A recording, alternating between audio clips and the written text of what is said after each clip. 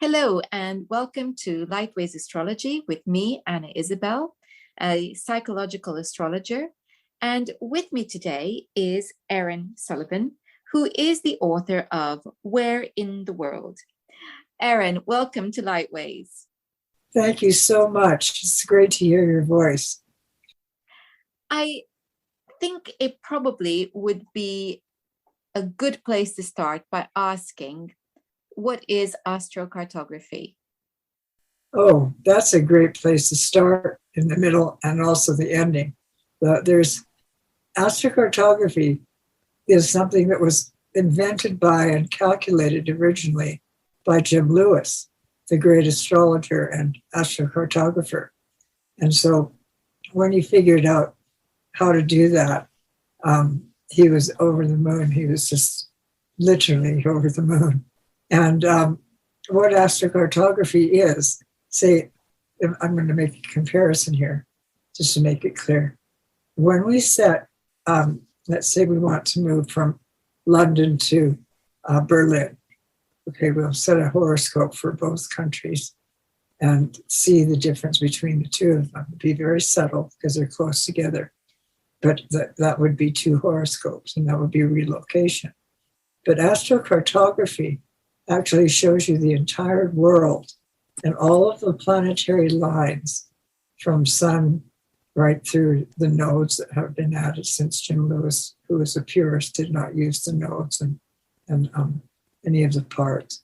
But the astrocartography map, when you look at it, you're actually up in the air, in the sky, looking down on the Earth, where the planets are rising and setting and culminating and continuing on in their path. But if we were standing on the Earth looking up at the sky, we'd be looking at a relocation map, which is totally different. So astrocartography is, you find that it incorporates the knowledge of the condition of the natal horoscope. That is, the sun line is not on its own, but implicitly carries the condition, for instance, of the natal sun in its manifestation. So if you had like in a natal horoscope a Sun-Saturn square, then the sun line is colored with that information, no matter where it is. And similarly, if it's a Sun-Jupiter opposition, then that too must be implicated into the interpretation of the sun line map. So the sun line is the most dominant line on the astrocartography maps.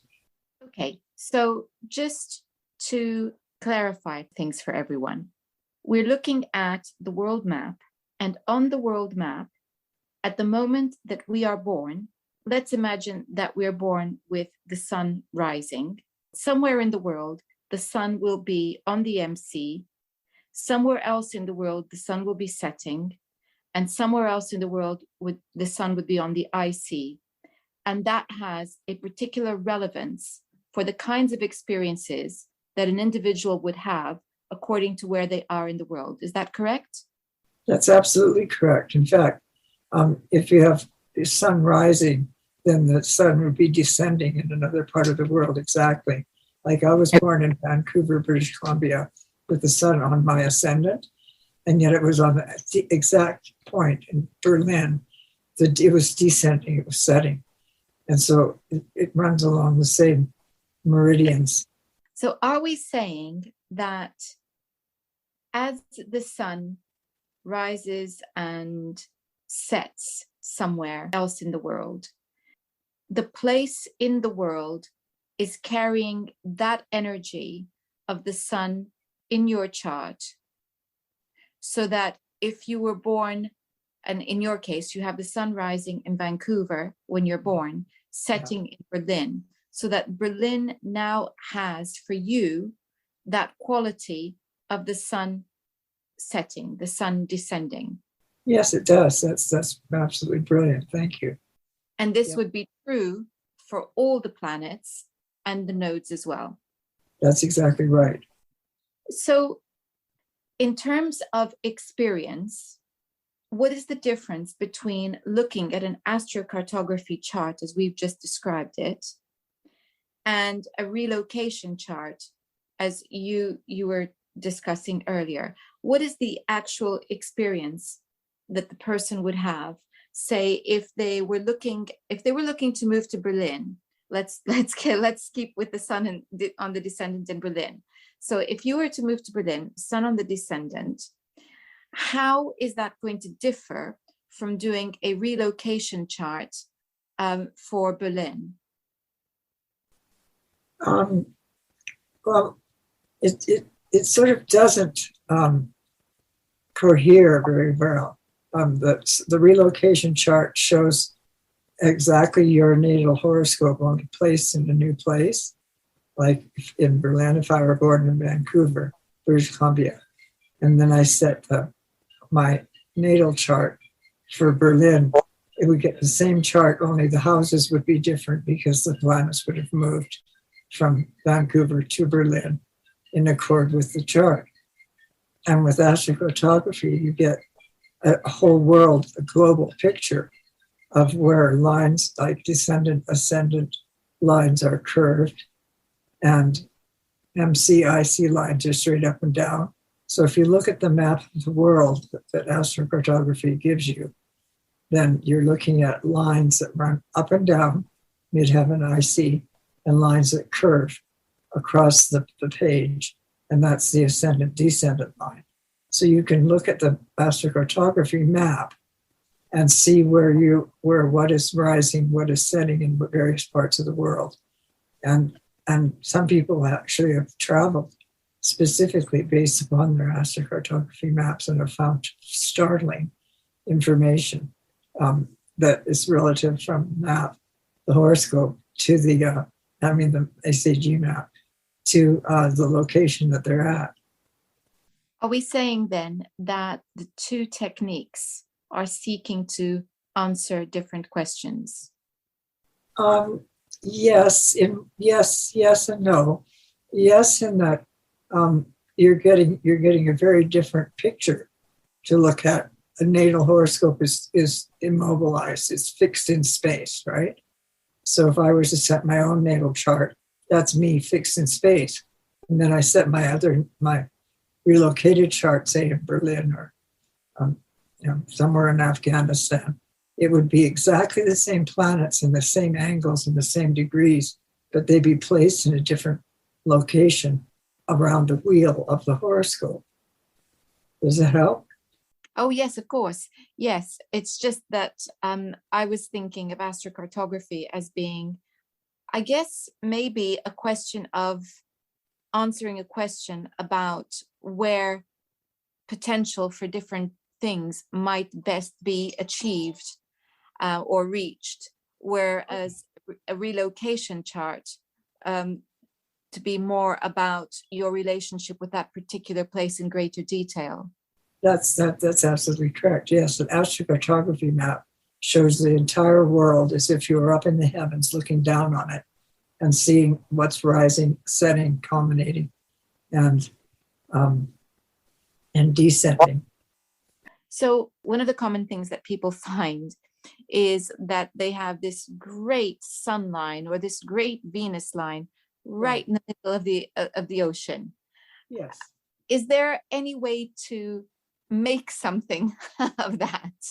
Well, you can always be really extreme and hire a ship and go there, or you could, in your mind, put it in your mind what's going on with the situation, and that is that it's not a fixed point because it's actually being seen all over the world in a different place. So if you have your sun MC, the high point of the sun, in the middle of the ocean, that doesn't mean that you're not going to be recognized because you're out of range of the sort of land masses on the earth.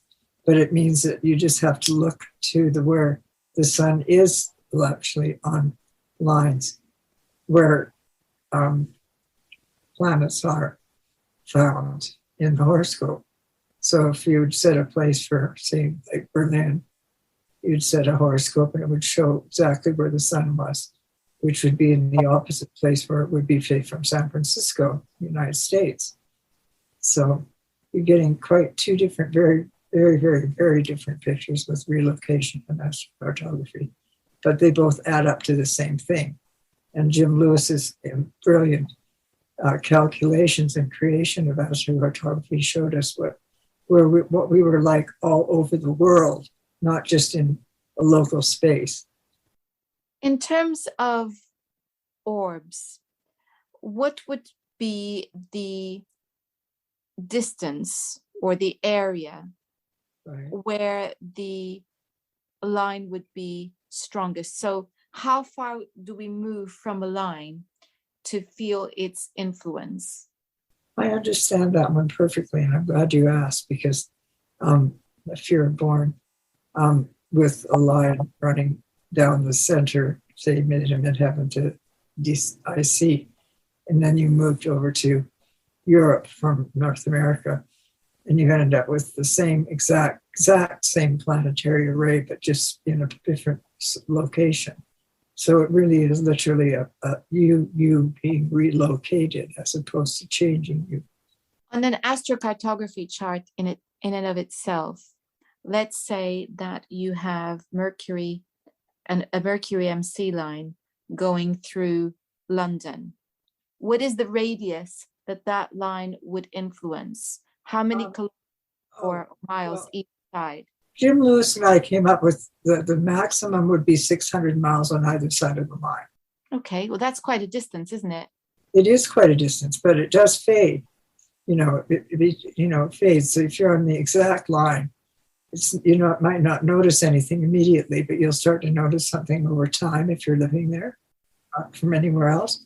But when you are going to jump from one place to another, like fly from Vancouver to Berlin, you're going to have a very, very different experience emotionally, psychologically, and probably experientially. Yeah, if you were moving that far apart.